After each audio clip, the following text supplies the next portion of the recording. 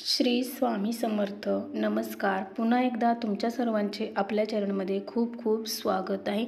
स्वामी महाराजांच्या कृपेने तुमच्या सर्व चांगल्या इच्छा पूर्ण हो आणि तुमच्या आयुष्यामध्ये जे काही दुःख अडचणी आहेत ते सर्व दूर हो, हीच मी महाराजांच्या चरणी प्रार्थना करते आणि आजच्या व्हिडिओला सुरुवात करते. तर आपण आज व्हिडिओ पाहणार आहोत की नवरात्र चालू झालं आहे आणि या नवरात्रामध्ये दुर्गा सप्तशती पाठ हा करायचा असतो. तर मग हा दुर्गा सप्तशती पाठ 14 करायला लागतात किंवा मग ते 14 पाठ करायचे. मग त्यांचे नियम काय आहेत, तर असे भरपूर आपले शंका असतात की मग आता आम्हाला शक्य नाही आहे, कारण रोज एक पाठ करणं म्हटलं तर आपल्याला 1.5-2 तास तरी आपल्याला तो पाठ पूर्ण करण्यासाठी लागतात. मग आपण तो 2 पाठ पूर्ण करायचे आणि किंवा त्याच्यासाठी नियम वगैरे पाळायचे. तर नियम काय, आता आपण सर्व घराची साफसफाई वगैरे तर केलेली आहे आणि आपण नॉनव्हेज वगैरे तर काही खाणार नाहीत. फक्त नियम काय की मग तुम्ही जर सकाळी बसलात तर रोज सकाळीच बसा किंवा जर नाही एखाद वेळ शक्य झालं तर मग वेळ तुमची चेंज होईल. पण असे वेगळे नियम काही नाहीत की आता तुम्ही सुतक वगैरे या गोष्टी तर तुम्ही आता जर असेल आता घट बसवलेला आहे किंवा आता आपल्याला वाचन करायचं आहे तर आपण गोमूत्र वगैरे गुलाबजल वगैरे या गोष्टींचा वापर करायचा. किंवा बसताना मग आता तुम्ही जर दुपारून बसलात म्हणजे समजा तर मग आंघोळ वगैरे करून बसा, म्हणजे कारण आपण पाठ वाचणार आहोत तर तेव्हा मग आपल्याकडून प्रॉब्लेम मासिक पाळीचा वगैरे जो काही आपल्याला जो त्रास आपल्याला म्हणजे जो होतो, नियम म्हणजे बाकी दुसरे कुठलेही नियम नाही आहेत. तर मी तुम्हाला सांगते की आता तुमच्याकडून जर 14 पाठ या नवरात्रामध्ये आपल्याला 14 पाठ करायचे असतात. मग आता 14 पाठ करणं शक्य नाही, रोज 2 तास आपण वाचायला बसणं शक्य नाही आहे. त्यातली त्यात परत उपवास असतो आणि मग बाकीचे कामं वगैरे या गोष्टी असतात किंवा काही जॉबला वगैरे जातात, मग त्यांना तर हे शक्य नाही आहे. मग त्यांच्यासाठी आपण एकच पाठ वाचणार आहोत. तर मग एक पाठ आपल्याला कसा वाचायचा, एक पाठ म्हणजे आता या दुर्गा सप्तशती जो ग्रंथ आहे तर या ग्रंथामध्ये 13 अध्याय आहेत. तर मग फक्त आपल्याला 13 अध्याय नसतात वाचायचे ना, त्यामध्ये आपल्याला दुर्गा सप्तशती प्रार्थनापासून सुरुवात करावं लागतं. म्हणजे तसं पाहिलं तर आपल्याला अगोदर स्वामीस्तवन घ्यायला लागतं आणि स्वामीस्तवन घेतल्याच्यानंतर आपण मग परत स्वामी समर्थांची एक माळ घेतो. त्यानंतर आपण एक मग ही आपण ओम ऐं ह्रीं क्लीं चामुंडाई विच्चे म्हणजे देवीसाठी एक माळ घेतो आणि मग आपण वाचायला सुरुवात करतो. तर मग दुर्गा सप्तशती प्रार्थना, अवतरणिका त्यानंतर वाचतो, मग पाठविधी वाचतो, मग मंगलाचरण, मग श्री दुर्गा अष्टोत्तर नामस्तोत्र, अथ देव्या कवचम, अथ अर्गला स्तोत्रम, अथ किलक स्तोत्रम, अथ किलक स्तोत्रम झाल्यावर रात्री सूक्त, अथ श्री दुर्गा सप्तशती म्हणजे हे 1 ते 13 अध्याय नंतर वाचतो आपण. आणि 1 ते 13 अध्याय संपल्याच्या नंतर तंत्रोक्त देवी सूक्त, मग नंतर प्राधानिक रहस्य, नंतर वैकृतिक रहस्य आणि मूर्ती रहस्य, आणि हे झालं की आपलं मग देव्यापराध क्षमापन स्तोत्र आपण इथपर्यंत आपण वाचत असतो.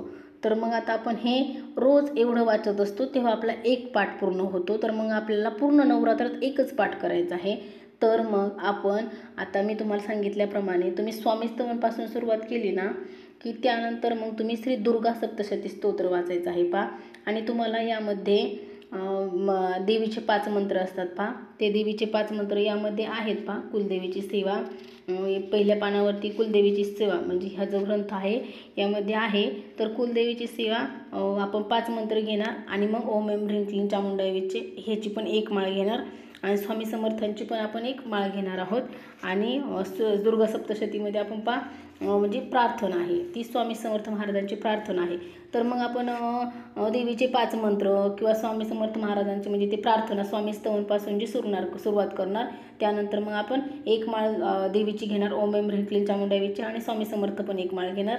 तर यानंतर अवतरणिका आणि पाठविधी, मंगलाचरण, श्री दुर्गा अष्टोत्तर नामस्तोत्र, अथ देव कवचम, अथ अर्गला स्तोत्रम, अथ किलक स्तोत्रम आणि रात्री सूक्त. आणि त्यानंतर मग आपल्याला 1 ते 13 अध्याय वाचायचे असतात.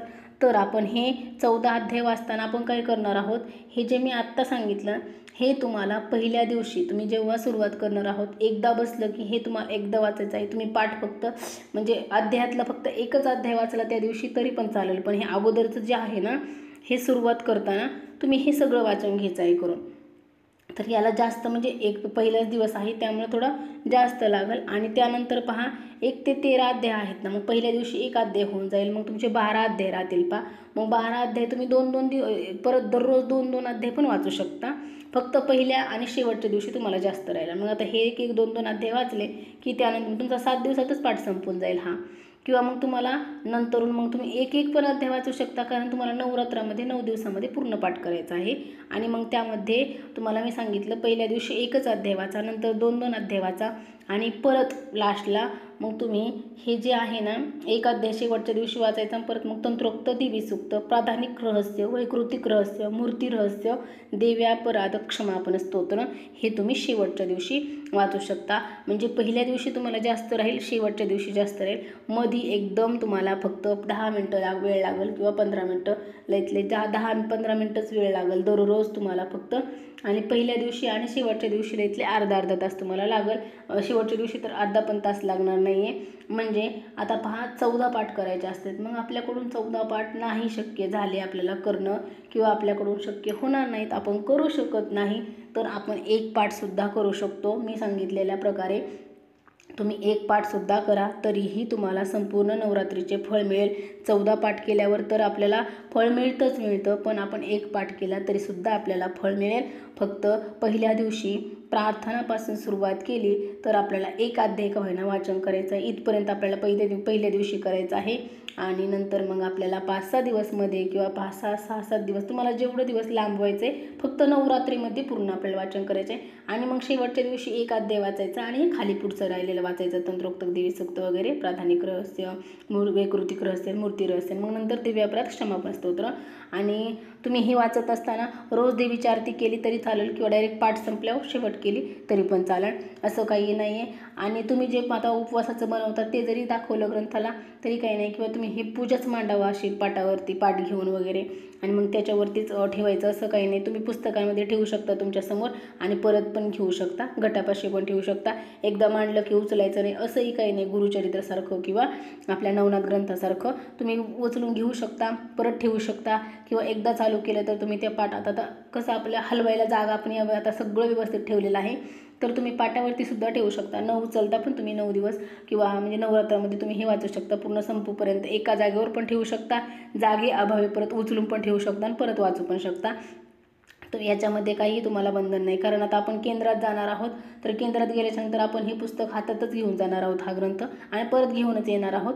त्यामुळं हे उचललं तरी काही नाही, पण पूर्ण पाठ होतो तिथं. आपलं कसं अर्धवट पाठ राहतो, त्याच्यामुळं आपण नाही उचललं तरी पण चांगलं आहे की नाही उचललं तर मग एवढंच होतं आजच्या व्हिडिओमध्ये की जर आपल्याला 14 पाठ करणं शक्य नाही झालं या नवरात्रीमध्ये, दुर्गा सप्तशती पाठ, आणि मग ह्याचे अशा पद्धतीने वाचा. आणि नियम अटी तुम्हाला सांगितल्या, नियम वेगळे कुठलेही नाही आहेत. आणि तुम्हाला हे एक पाठ जरी वाचला, तुम्हाला नाही शक्य झाले 14, तरी तुम्हाला संपूर्ण नवरात्रीचं फळ मिळेल. तर आजचा व्हिडिओ एवढाच होता.